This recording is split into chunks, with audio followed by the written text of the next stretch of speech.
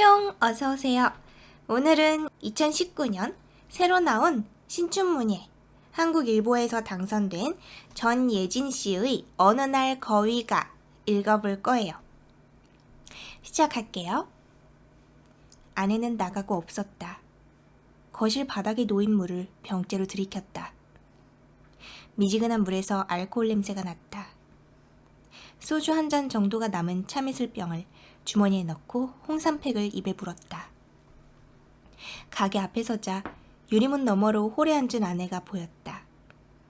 7 테이블밖에 없는 홀이 휑했다. 없는 손님도 쫓겠다. 문을 열며 말했다. 아내는 돌아보지 않았다. 그녀를 지나 주방으로 들어갔다. 본사에서 온 절단육 상자가 열린 채로 놓여 있었다. 상자에 담긴 20마리의 절단된 닭도 비닐봉지에 포장된 그대로였다. 가뜩이나 좁은 주방이 상자로 발 디딜 틈 없었다. 뭐 했어? 답이 없었다. 아내는 지역 채널 뉴스를 보고 있었다. 홀에 걸린 TV에 강청호가 나왔다. 쓰레기와 썩은 갈대가 호수에 떠다녔다. 산책로를 지나는 주민들이 고통을 호소했다. 어제부터 수번은 본 뉴스였다. 장사 안 할 거야? 다시 물었다. 아내가 내게 고개를 돌렸다. 그녀의 눈동자는 짙은 검은빛이었다. 가끔 그녀의 눈은 그렇게 어두운 밤에 뜬 달처럼 보였다. 결혼 전 어느 호프집에서 그녀를 바라보던 날이 떠올랐다.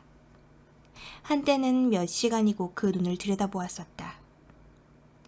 저거 봐. 아내가 시선을 돌렸다. 아나운서의 오른쪽 위에 외출 외박 면회 금지라는 제목이 보였다. 강천군 인근 부대에 유사한 증상을 보이는 장병이 잇따라 나타났다. 군은 문제의 원인과 전염성 여부가 확인될 때까지 장병들의 외출과 외박, 면회를 사실상 금지했다. 아나운서가 뉴스를 전했다. 휴대폰으로 인근 부대의 금지령을 검색했다. 오늘의 유머와 루리웹 게시글이 몇 개 떴다. 내용은 모두 같았다. 강천군 사건의 비밀. 글 내용상 자세히 말하긴 어렵지만 강천군 근처 부대와 매우 밀접한 사람임. 최근 사단, 군단에서 외출, 외박, 면회 금지된 거 아는 사람은 알 거임. 근데 이게 단순한 질병 문제가 아님. 먼저 병장 한 명이 훈련 중에 오한이 든다며 떨다가 생활관에 돌아가자마자 쓰러짐. 침을 흘리고 먹은 걸 다 토했다고 함. 입 주변에 버짐이 피고 온몸에 하얗게 각질이 일어남. 일단 직할 의무대에 격리하고 지켜보는데 잠깐 사이에 사라짐. 며칠 뒤에 같은 사단 다른 연대에서 한 일병이 같은 증상을 보이더니 마찬가지로 없어짐. 조사 결과 둘은 접촉한 적 없음. 둘 다 탈출을 목격한 사람도 없고 CCTV에도 안 찍혀서 사실 탈영이라기에도 애매함. 군에서도 탈영으로 생각하고 조사했는데 밖으로 나간 흔적이 없어서 고심 중.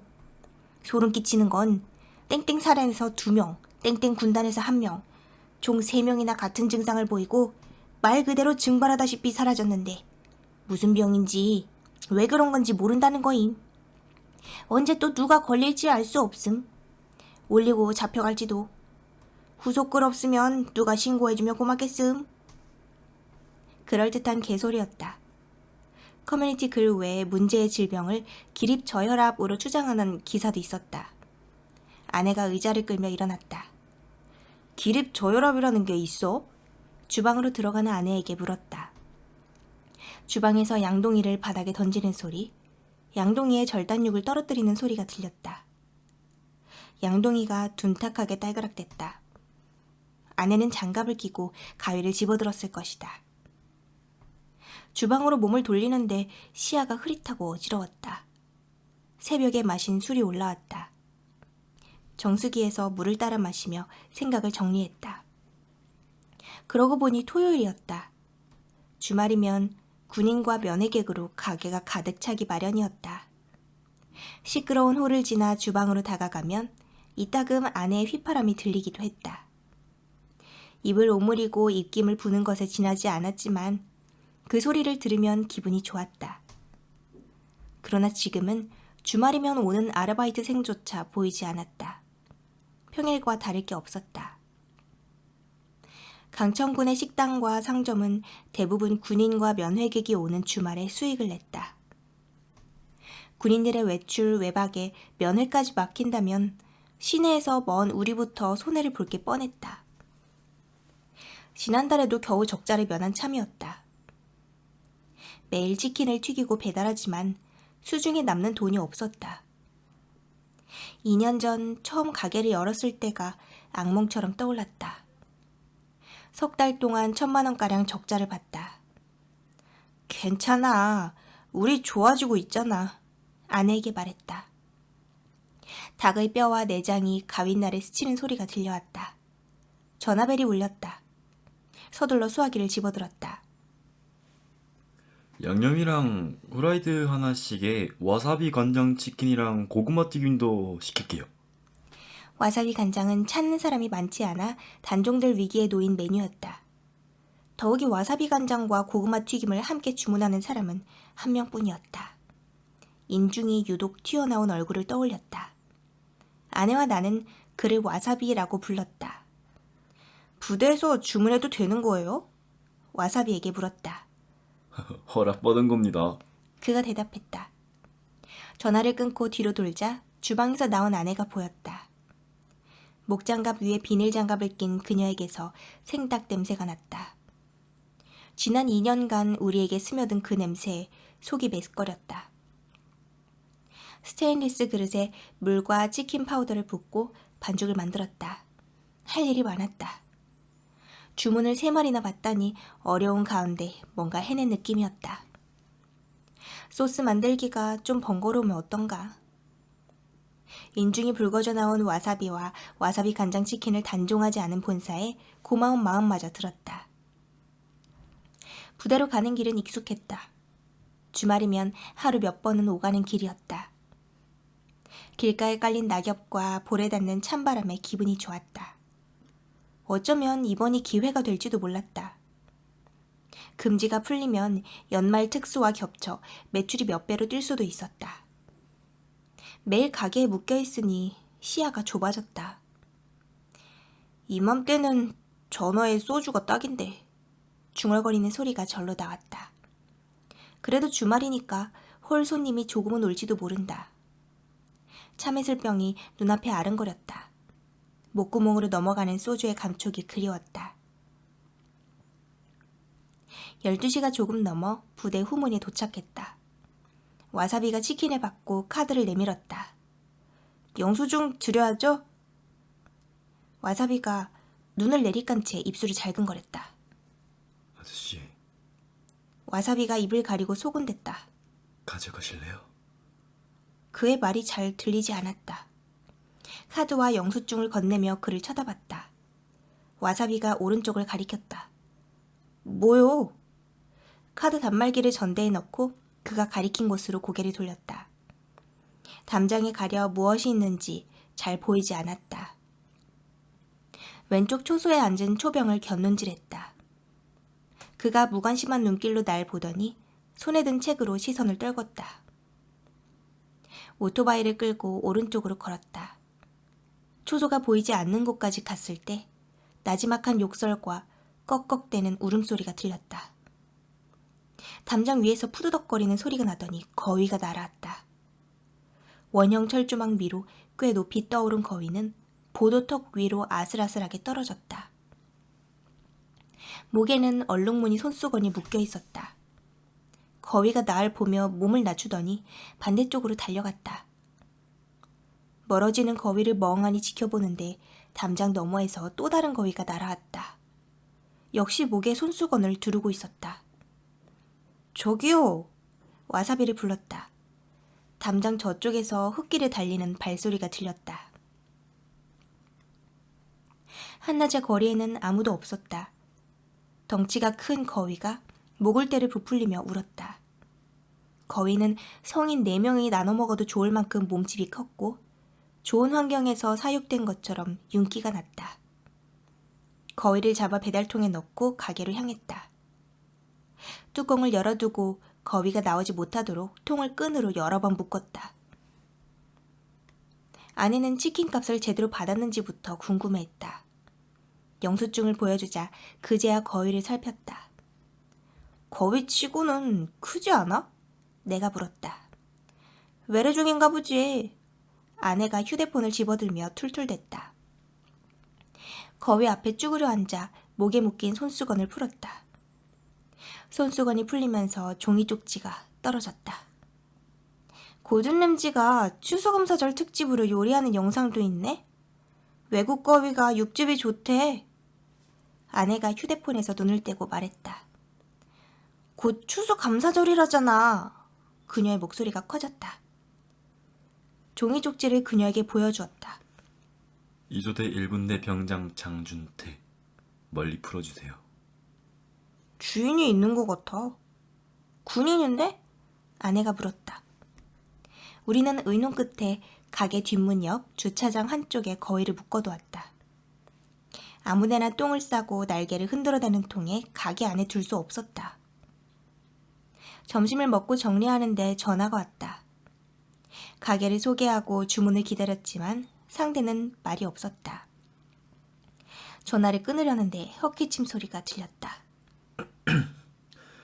먹었어요? 그가 물었다. 뭘요? 장 병장님이요. 그의 목소리가 갈라졌다. 누구요? 장준태요. 그 새끼가 변한 거예요. 분명히 봤어요. 작고 나직한 목소리가 귀에 익었다. 고개를 들어 주차장 쪽을 바라봤다. 벽 너머로 거위의 울음소리가 들렸다. 나 같아도 안 믿지, 씨발. 와사비가 욕을 짓거렸다. 그냥 마음대로 하세요. 왜 욕을? 턱을 개고 눈을 감았다.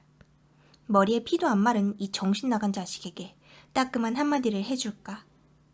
그렇게 얼마 없는 당고를 잃을 수도 있었다. 예, 다음에도 시켜주세요. 솟아오르는 화를 억누르고 상냥하게 말했다. 와사비가 전화를 끊었다. 누구? 아내가 물었다. 와사비, 뭐라는데? 아내에게 자초지종을 전했다. 그걸 듣고 있어? 아내가 짜증스럽게 말했다. 하여튼 속도 좋아. 주문 알람이 울리고 단말기에서 접수증이 나왔다. 근처 주택이었다. 30분 후에 도착한다는 안내를 보낸 뒤 아내가 미리 튀겨놓은 닭을 다시 기름에 넣었다. 새벽 2시까지 배달만 10건이었고 홀 손님은 없었다. 와사비를 제외하고는 모두 한 마리를 시켰다. 적자를 면하려면 하루에 14마리는 팔아야 했다. 평일 매출을 생각하면 그 10배를 팔아도 모자랐다. 남은 치킨을 데워서 테이블에 놓았다. 2마리 양이었다. 아내가 입맛이 없다며 일어섰다. 나도 먹고 싶지 않았다. 그러나 닭이 아까워 다리를 집어들었다. 후라이드는 싫었지만 소스 값을 생각하면 양념을 묻힐 수 없었다. 쟤 밥은 줬어? 아내가 물었다. 아까 양배추 줬는데? 데려오기만 하면 다지. 아내가 주방으로 들어갔다. 뒷문이 열리고 거위가 난동을 피우는 소리가 들렸다. 아내가 비명을 질렀다. 스테인리스 그릇이 뒤집히고 바닥이 긁히는 소리가 나더니 거위가 홀에 나타났다. 나는 일어서서 무릎을 굽히고 손을 가슴께로 올렸다. 여차하면 거위의 목을 낚아채야 했다. 거위가 몸을 부풀리며 부리를 여닫았다. 동그란 거위의 눈에 광기가 스쳤다. 거위가 목을 뻗으며 나에게 달려들었다. 주황빛의 거무스름한 혹이 돋아난 부리가 눈앞으로 다가왔다. 나는 닭다리를 놓고 몸을 돌려 문 밖으로 달려나갔다. 문에 단 풍경이 댕그랑댔고 거위가 푸드덕대는 소리가 풍경 소리와 뒤섞였다. 손잡이를 쥐고 온몸으로 문을 막았다. 유리문 너머로 기가 막힌다는 표정을 짓는 아내와 치킨이 놓인 접시에 부리를 박는 거위가 보였다. 거위가 목을 부르르 떨며 닭다리를 씹더니 고개를 젖혀 입에 넣었다. 문을 열고 거위에게 다가갔다. 얘 왜 이래? 아내가 물었다. 고기 먹어도 돼? 거위가 목을 바닥으로 내리더니 컥컥댔다. 거위의 목더미를 잡고 부리를 벌렸다. 거위가 날개를 펼치며 버둥거렸다. 입안 끝에 두툼한 다리살이 보였다. 닭다리를 잡아 뺐다. 거위가 날 보며 나지막이 울었다. 그네가 삐거덕거리는 소리 같기도 했고 애가 칭얼거리는 소리 같기도 했다. 아내를 흘끔거렸지만 그녀는 팔짱을 끼고 나와 거위를 바라볼 뿐이었다. 마지못해 닭다리에 살을 발라 거위에게 건넸다. 거위는 닭다리에 붙은 살을 순식간에 해치웠다. 아내가 기름이 묻은 내 손과 거위를 번갈아 보더니 고개를 저었다. 이상하잖아, 거위가 닭을 먹는다는 게. 그녀가 말했다. 거위는 원래 잡식이야. 내가 대꾸했다. 아내는 주방 입구에 서서 날 쳐다보다가 말없이 가게를 나섰다. 올해 초부터 반복되는 생활이었다. 아내가 가게를 열었고 내가 뒷정리를 했다. 이제 함께보다는 각자 일하는 게 편했다. 거위는 순식간에 치킨 2마리를 먹어치웠다. 거위의 입가에 기름기가 흘렀다. 홀 한쪽에 상자 2개를 놓고 거위를 불렀다. 야, 닭다리, 여기서 자라, 여기서 싸고. 거위가 2 상자를 들여다보더니 그중 하나에 들어가 앉았다. 주방을 청소하고 정상까지 끝내고 나니 거위는 부리를 날개에 파묻은 채 잠들어 있었다. 치킨집에서 거위를 키우는 광경도 그렇게 나쁘지 않겠다는 생각이 들었다. 홀 손님이 없으니 병에 따라 모을 소주도 없었다. 주머니에 넣었던 참이슬병은 아침 그대로였다. 거실 소파에 앉아 소주를 홀짝이며 유튜브 영상을 봤다. 거위를 키우는 사람이 생각보다 많아 놀랐다. 주인의 뒤를 따라다니던 거위 4마리가 낯선 사람을 공격하는 영상을 보다 잠이 들었다. 부재중 전화가 5통이었다. 감각이 둔해질 정도로 얼굴이 부었고 목소리도 잘 나오지 않았다. 아내의 목소리 너머로 거위의 울음소리가 들렸다. 아내의 말에 집중하려 애썼다. 아, 온통 똥이야. 그녀가 말했다. 물기나 하고 이 거위 새끼. 실눈은 뜬 채로 홍삼팩을 입에 물었다. 거위 새끼 아니고 닭다리 새끼야. 내가 웅얼거렸다. 술 안 깼니? 얼른 오기나 해. 아내의 목소리가 단호했다. 주섬주섬 옷을 챙겨 입었다. 피곤했지만 웃음도 나왔다. 아내와 이렇게 실없는 말을 주고받은 것도 오랜만이었다. 아내는 닭다리를 키우자는 말에 나를 흘겨봤지만 자정이 다 되도록 거위를 어떻게 할 거냐고 묻지 않았다. 저녁 배달이 한 차례 끝나고 아내와 홀에 앉아 스테인리스 양동이에 담긴 물을 들이키는 거위를 구경했다. 먹지 말고 키우자. 쟤 얼굴 작은 게 너랑 똑같잖아? 내가 말했다. 뭐가 똑같아.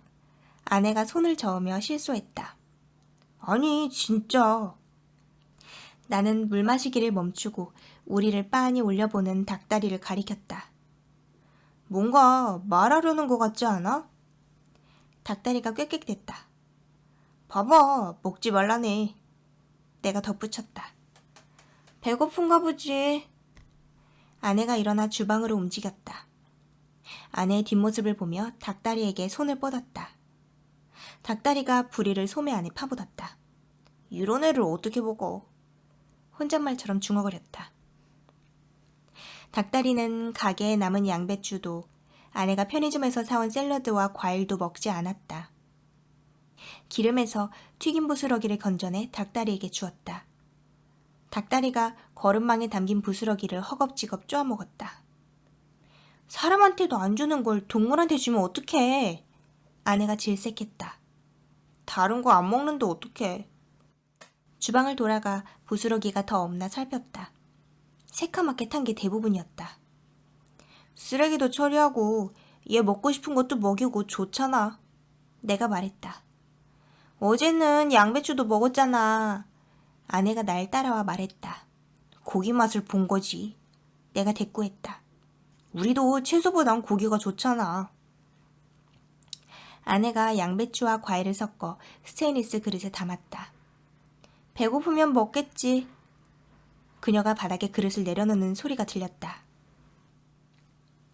여기까지 상편이었어요. 잉리밍 반 여러분, 다음 시간에 만나요. 안녕. 정수기에서 술을 따라 마시며 생각을. 고든 램지가 추수 감자들. 나는 술 마시기를 스습?